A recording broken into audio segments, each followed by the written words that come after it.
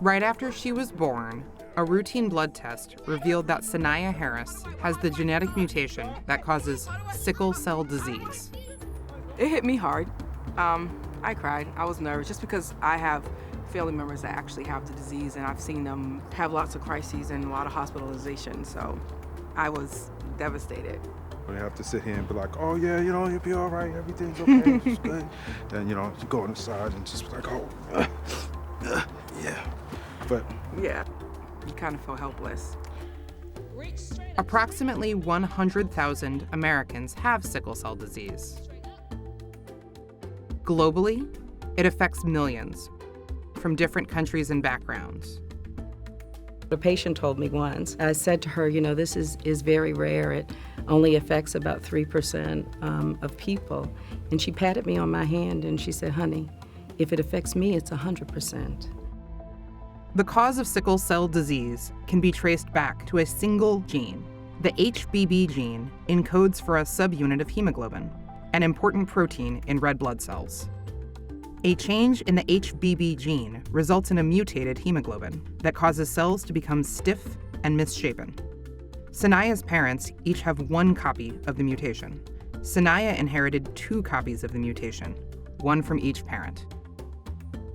Individuals with 2 copies have mostly sickled blood cells, which often clog up small blood vessels, cutting off circulation from tissues, and leading to what are called pain crises.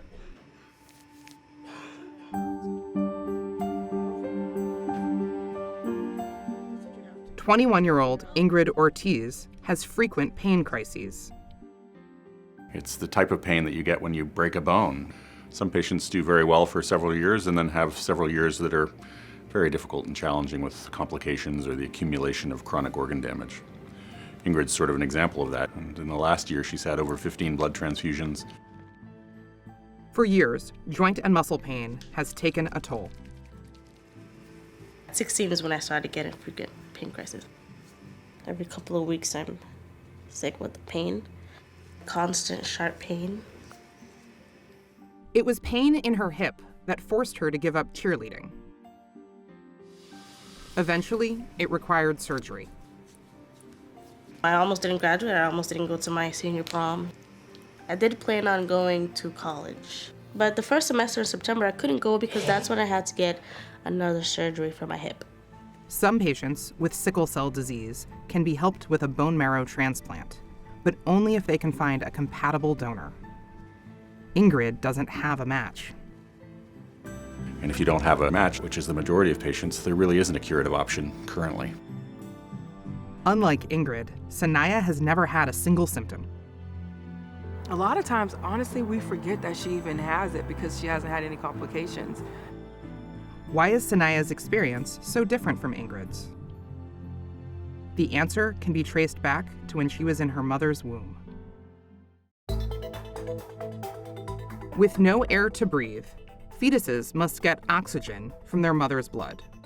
To do that, they produce a special form of hemoglobin that can extract oxygen from the mother's bloodstream. After birth, babies start producing adult hemoglobin. By about 6 months of age, production of the fetal hemoglobin is switched off. A mutation in the adult form of hemoglobin causes sickle cell disease. Both Ingrid and Sanaya have this mutation. The secret to Sanaya's surprising good health is that she has a second mutation. This mutation keeps Sanaya's fetal hemoglobin production switched on.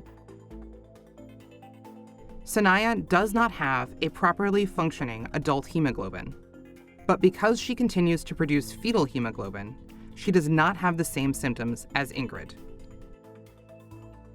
Individuals like Sanaya suggest a new treatment approach.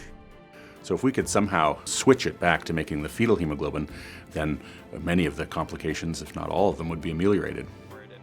Scientists are now working to develop a treatment that can switch fetal hemoglobin back on. Testing it will need patient volunteers like Ingrid. How you been? But it's a new therapy. It's going to take someone courageous, maybe like yourself, who'll be interested in doing something like that. As of 2019, Clinical trials are underway to determine if this strategy can be used to increase fetal hemoglobin expression and successfully treat the disease. So what's happening now is just remarkable because it does give hope to patients, to families, to whole communities that would never have had hope at all. So this is really an amazing turning point.